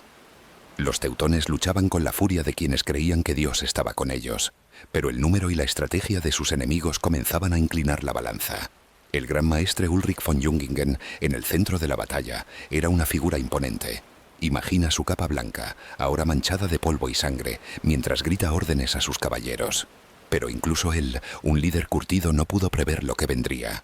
Los polacos, con sus lanceros pesados, atacaron el flanco teutónico, mientras los lituanos, regresando de su falsa retirada, cerraron el cerco. Los caballeros atrapados luchaban con desesperación. Uno a uno los estandartes teutónicos cayeron. Ulrich, rodeado, blandió su espada hasta el final, pero una lanza lo atravesó. Cuando su cuerpo se tocó el suelo, el corazón de la orden pareció detenerse. ¿Fue esta la voluntad de Dios, como los teutones siempre habían creído en sus victorias? ¿O fue la traición de su propio orgullo lo que los condenó? La derrota en Grunwald fue devastadora. Miles de caballeros yacían muertos, sus capas blancas enterradas en el barro. Los estandartes capturados fueron llevados en triunfo a Cracovia, donde los polacos celebraron la humillación de los teutones. Pero la batalla no solo destruyó un ejército, fracturó la leyenda de invencibilidad que los caballeros habían construido. Imagina a los sobrevivientes, heridos y exhaustos, regresando a Marienburgo. Las murallas que una vez parecían eternas, ahora se alzaban como un refugio frágil. Los caballeros que habían jurado proteger la fe, ahora enfrentaban preguntas que no podían responder. ¿Por qué Dios los había abandonado? ¿O era el hombre, no Dios, quien los había traicionado? Y en las sombras de la derrota los rumores crecieron. Algunos decían que la batalla se perdió por traiciones internas. Imagina una cámara en Marienburgo, antes de la batalla, donde caballeros descontentos susurraban contra Ulrich von Jungingen. ¿Había divisiones en la orden como las que habíamos visto antes? ¿O eran los enemigos externos, con espías infiltrados, quienes habían debilitado a los teutones? Otros rumores hablaban de secretos perdidos en el campo de Grunwald, cofres que los caballeros llevaban al combate, ahora capturados o enterrados bajo el barro. ¿Qué contenían? ¿Reliquias sagradas? ¿Documentos que revelaban conocimientos prohibidos? Los teutones, con su voto de silencio, no ofrecían respuestas, pero el eco de Grunwald resonaba como un grito de advertencia. La derrota marcó un punto de inflexión. Los polacos y lituanos sitiaron Marienburgo, pero las murallas de la fortaleza resistieron. Los teutones, aunque heridos, no estaban destruidos. Sin embargo, algo había cambiado. Los reyes de Europa, que antes temían a los caballeros, ahora los veían como vulnerables. Los campesinos prusianos, oprimidos por tributos, comenzaron a soñar con rebelión. Y dentro de la orden, los caballeros miraban a sus líderes con dudas. ¿Era esta la voluntad divina o el castigo por haberse alejado de sus votos? En las capillas de Marienburgo, las oraciones se volvían más fervientes, pero también más desesperadas. Piensa en un caballero, viajero, arrodillado en la capilla tras la batalla. Su armadura está abollada, su capa rasgada. ¿Qué siente mientras reza? Culpa por haber fallado a sus hermanos. Ira contra los enemigos que los humillaron. O miedo al saber que el mundo que conocían se desmorona. Los teutones, que habían conquistado tierras y acumulado riquezas, ahora enfrentaban la fragilidad de su imperio. Y en esa fragilidad, los secretos que guardaban, reliquias, pergaminos, conocimientos, se volvían más pesados. ¿Eran estos secretos su salvación o la carga que los arrastraría al abismo? Cuando este capítulo termine, sentirás el peso de Grunwald, no solo como una derrota, sino como el momento en que los teutones comenzaron a desvanecerse en las sombras. Su cruz blanca, que una vez brilló como un faro, ahora estaba manchada de sangre y duda. Quédate con nosotros, viajero, porque en el próximo capítulo exploraremos cómo los caballeros sobrevivieron en la oscuridad, transformándose para enfrentar un mundo que ya no los necesitaba, y cómo sus secretos continuaron susurrando en las sombras de la historia. Imagina un castillo envuelto en niebla, sus murallas de ladrillo rojo apenas visibles bajo un cielo gris que parece lamentar un pasado glorioso. Estamos en el siglo XV. Viajero, en las tierras del Báltico, donde los caballeros teutones, una vez señores de un imperio, ahora luchan por sobrevivir en un mundo que los ha dejado atrás. La batalla de Grunwald, con su eco de sangre y derrota, ha fracturado su leyenda pero no su espíritu. ¿Alguna vez has sentido que el fin de algo grandioso no es un final, sino una transformación? ¿Que las sombras pueden ocultar más poder que la luz? Quédate, porque este capítulo te llevará al ocaso de los teutones, donde su cruz blanca se desvaneció en la oscuridad, pero dejó tras de sí susurros de secretos, reliquias y un legado que aún espera ser desvelado. La derrota en Grunwald, en el año 1410, fue un golpe del que los teutones nunca se recuperarían por completo. Imagina a los caballeros, heridos y humillados, regresando a Marienburgo, sus capas blancas rasgadas, sus rostros marcados por la duda. El sitio polaco-lituano que siguió a la batalla no logró tomar la fortaleza, pero dejó cicatrices más profundas que cualquier espada. Los reyes de Polonia y Lituania, fortalecidos por su victoria, exigieron tierras y tributos. Los tratados, como el de Toruń en 1411, obligaron a los teutones a ceder territorios y pagar indemnizaciones. Pero el verdadero daño no estaba en las tierras perdidas, sino en la fe rota. ¿Cómo podían los caballeros, que creían ser la espada de Dios, aceptar que su cruz había sido doblegada? ¿Era esto un castigo divino o una prueba que aún no comprendían? En los años que siguieron, los teutones intentaron reconstruirse. Imagina una sala en Marienburgo, en el año 1420, donde el nuevo gran maestre preside una reunión de caballeros exhaustos. Las discusiones son tensas. Algunos abogan por nuevas cruzadas, por recuperar el poder con sangre. Otros, más pragmáticos, proponen adaptarse, negociar, sobrevivir. La orden, que una vez respondió solo al Papa, ahora debía lidiar con reyes que los veían como una reliquia de un tiempo pasado. Los caballeros, con su disciplina de hierro, reforzaron sus fortalezas, pero las grietas en su imperio eran evidentes. Los campesinos prusianos, cansados de tributos, se rebelaban. Los mercaderes de la Liga Hanseática, antes aliados, ahora competían por el control del comercio del ámbar. Y en las cortes de Europa, los teutones ya no inspiraban temor, sino lástima. Pero los teutones no se rindieron. En lugar de desaparecer, se transformaron. Imagina el año 1450, cuando la orden, presionada por todos lados, comenzó a secularizarse. Los caballeros, que habían jurado pobreza y castidad, ahora permitían que algunos de sus miembros vivieran como nobles, casándose y poseyendo tierras. Las fortalezas, antes monasterios guerreros, se convirtieron en centros administrativos. Los teutones, que una vez conquistaron en nombre de la cruz, ahora gobernaban como señores feudales. Pero esta transformación no fue solo una adaptación, fue una supervivencia en las sombras. ¿Qué sacrificaron para mantenerse en pie? ¿Qué juramentos rompieron en las noches silenciosas de Marienburgo? Y más importante, ¿Qué secretos llevaron consigo a esta nueva era? Y aquí, viajero, es donde los susurros se vuelven más oscuros. Se decía que los teutones, al perder su poder militar, comenzaron a proteger su legado de otra manera. Imagina una cámara subterránea en Marienburgo, iluminada por una sola antorcha, donde un caballero guarda un cofre sellado. ¿Qué contiene? Algunos decían que eran reliquias de Tierra Santa, fragmentos de la verdadera cruz, pergaminos con escrituras olvidadas. Otros más audaces hablaban de artefactos paganos, altares destruidos pero preservados, que los teutones estudiaban en secreto. Y luego estaban las historias de sociedades ocultas, grupos dentro de la orden que juraban proteger estos secretos a cualquier costo. ¿Eran estas historias solo rumores o había verdad en ellas? Los caballeros, con su voto de silencio, no ofrecían respuestas, pero sus acciones sugerían que algo más grande estaba en juego. Esta transformación no pasó desapercibida. En las aldeas prusianas, los campesinos contaban historias de caballeros que ya no luchaban, pero que aún se reunían en la noche, sus capas blancas reemplazadas por túnicas oscuras. En las cortes de Polonia, los espías informaban sobre movimientos extraños en las fortalezas teutónicas, sobre carros que viajaban en secreto, llevando cargas que nadie podía inspeccionar. ¿Estaban los teutones escondiendo sus tesoros, trasladándolos a lugares seguros? ¿O estaban forjando nuevas alianzas, no con reyes, sino con grupos que operaban en las sombras? Algunos historiadores creen que los teutones, al perder su poder militar, comenzaron a influir a través de redes secretas, precursoras de órdenes que surgirían siglos después. ¿Era esto posible? ¿O eran solo ecos de un pasado que se negaba a morir? Piensa en un caballero, viajero, en el año 1460, arrodillado en una capilla que ya no resuena con cánticos de guerra, sino con oraciones de incertidumbre. Su cruz negra está desgastada, su armadura guardada en un rincón. ¿Qué siente mientras reza? ¿Siente que la orden ha traicionado sus ideales o que ha encontrado una nueva forma de cumplirlos? Los teutones, ahora más administradores que guerreros, gobernaban un estado cada vez más pequeño, pero su influencia persistía. En Prusia, sus leyes y su comercio aún moldeaban la vida de miles. Pero en las sombras, los rumores de sus secretos crecían. Se hablaba de túneles bajo Marienburgo, de cámaras selladas donde los caballeros escondían no solo oro, sino conocimientos que podían cambiar el mundo. ¿Qué verdad yace enterrada en esas profundidades? Y mientras el mundo cambiaba, los teutones se desvanecían en la oscuridad. El segundo tratado de Toruń, en 1466, marcó el fin de su dominio. Prusia fue dividida, y los teutones, ahora bajo el vasallaje de Polonia, perdieron su autonomía. Pero no desaparecieron por completo. Algunos caballeros se quedaron en Prusia, convirtiéndose en nobles seculares.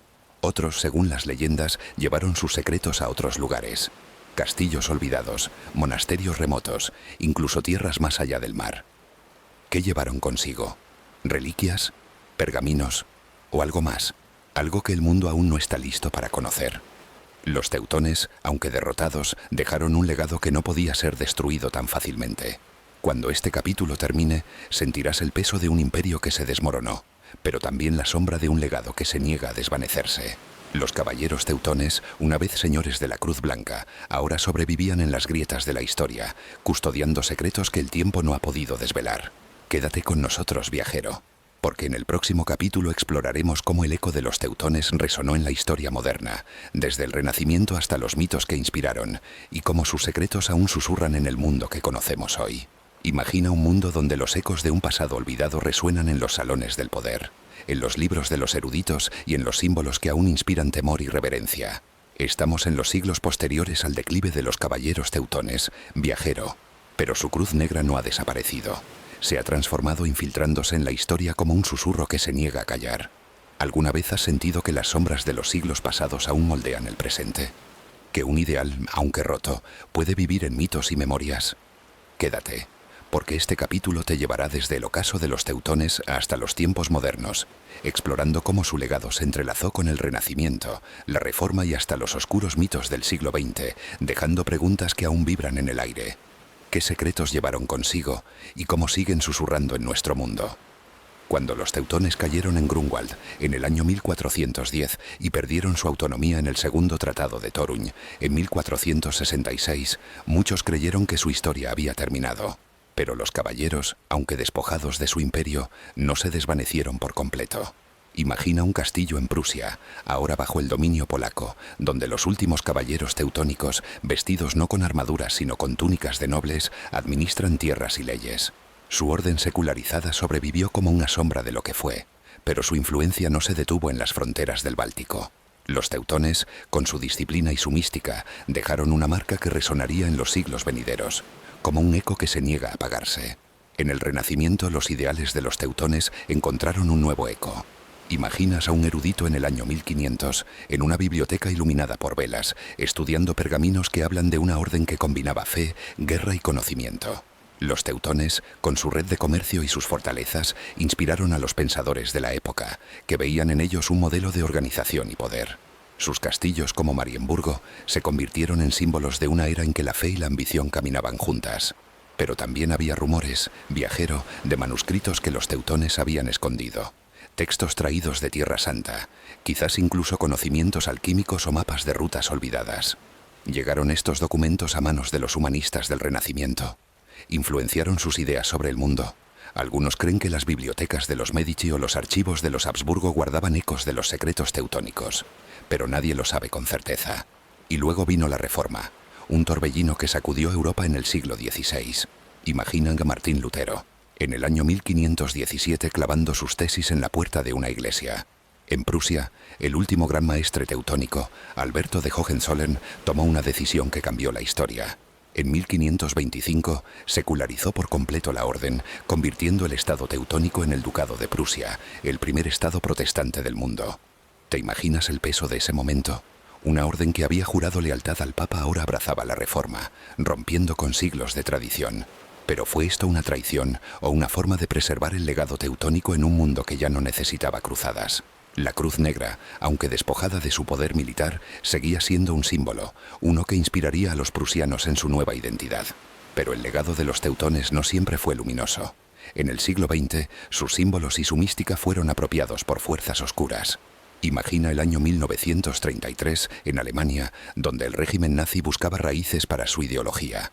La Cruz Negra, con su aura de disciplina y conquista, fue adoptada como un símbolo de poder germánico. Los nazis, fascinados por la idea de un pasado glorioso, veían en los teutones a guerreros que habían dominado tierras salvajes en nombre de un ideal. Pero esta apropiación era una distorsión. Los teutones, aunque ambiciosos, habían jurado servir a la fe, no a una ideología de odio. Sin embargo, el daño estaba hecho. Su cruz, una vez sagrada, ahora estaba manchada por una historia que ellos no podían haber imaginado. ¿Qué habrían pensado los caballeros de Acre al ver su símbolo usado para fines tan oscuros? Y sin embargo, el legado de los teutones va más allá de los símbolos. Sus fortalezas, como Marienburgo, siguen en pie, atrayendo hacia historiadores y soñadores que buscan desentrañar sus misterios. Imagina a un arqueólogo en el año 1970, explorando los túneles bajo Marienburgo, buscando cámaras ocultas que las leyendas dicen que guardan reliquias o pergaminos. Aunque no se han encontrado pruebas concluyentes, los rumores persisten. Los teutones escondieron algo antes de su caída, algo que ni los polacos ni los lituanos pudieron encontrar. ¿Era oro como creían algunos?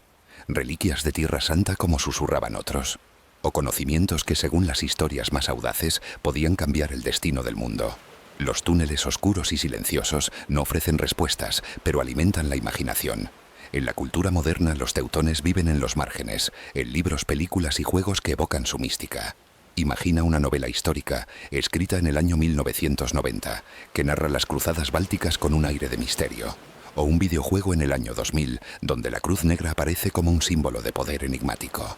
Estos ecos culturales, aunque a menudo exagerados, mantienen viva la idea de los teutones como algo más que una orden medieval.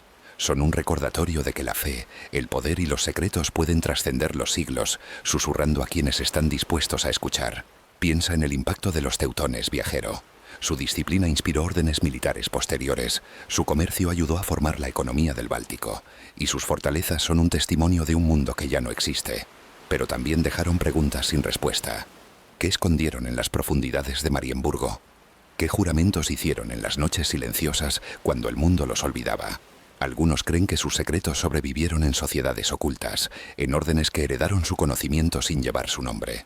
Otros dicen que sus reliquias aún esperan en algún lugar, guardadas por manos que juraron silencio. Cuando este capítulo termine, sentirás el peso de un legado que se niega a desvanecerse. Los caballeros teutones, aunque derrotados, dejaron huellas en la historia, en los mitos y en los misterios que aún nos intrigan. Quédate con nosotros, viajero, porque en el próximo capítulo reflexionaremos sobre el espíritu eterno de los teutones, preguntándonos si su cruz blanca aún vive en nosotros, y cómo los secretos que guardaron siguen susurrando en las sombras del tiempo. Imagina un silencio que no es vacío, sino un lienzo tejido con los ecos de siglos pasados. Estamos al final de nuestro viaje, viajero, en un lugar donde el tiempo se detiene y los susurros de los caballeros teutones aún resuenan, como el latido de un corazón que se niega a apagarse.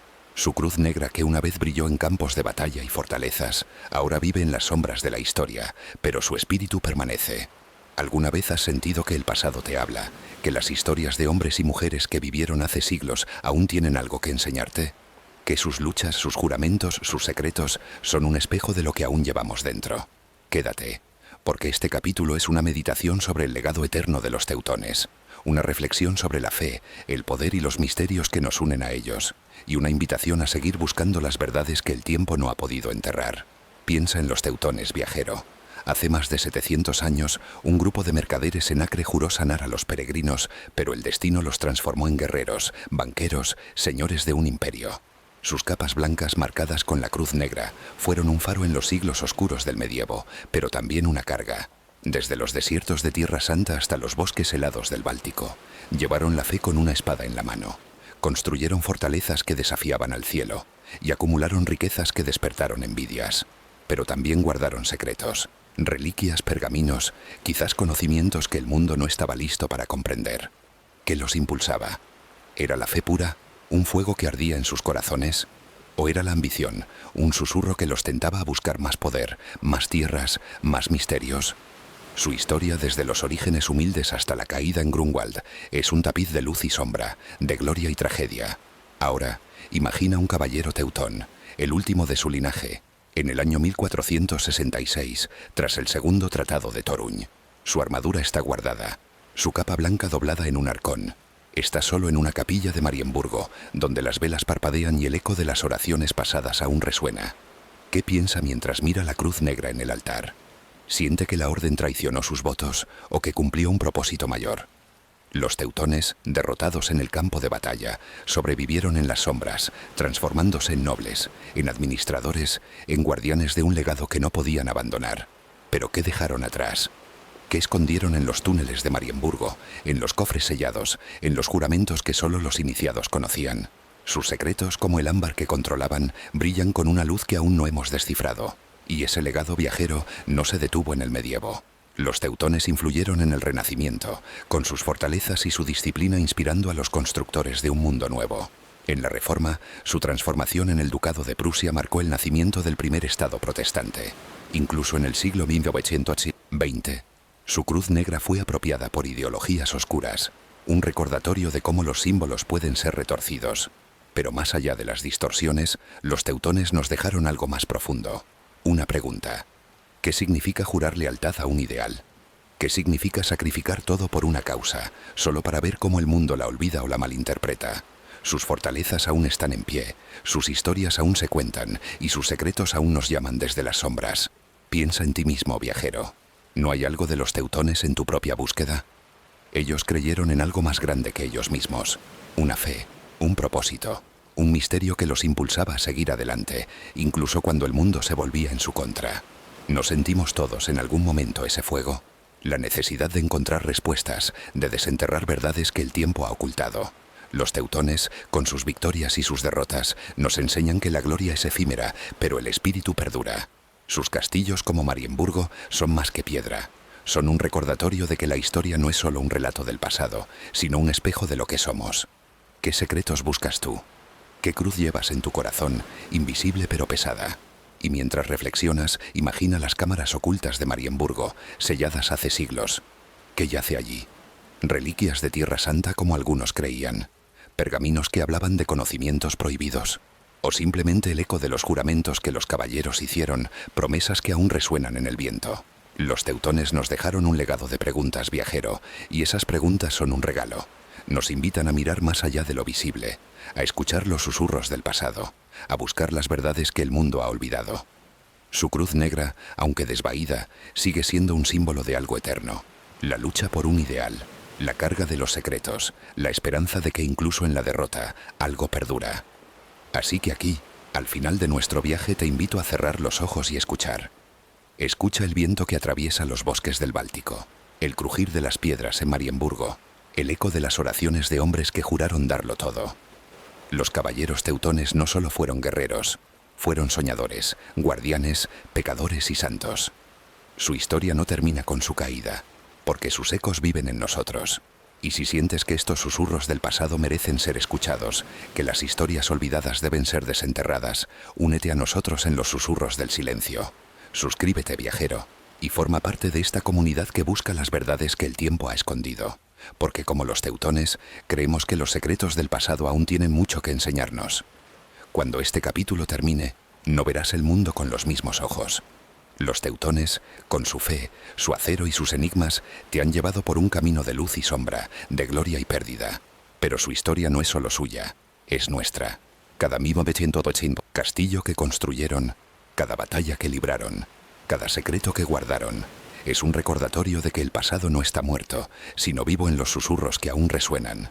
Quédate con esa verdad, viajero, y pregúntate, ¿qué secretos estás destinado a desvelar? ¿Qué cruz llevarás en tu propio viaje? Los caballeros teutones, los guerreros olvidados, te han mostrado el camino. Ahora depende de ti seguirlo.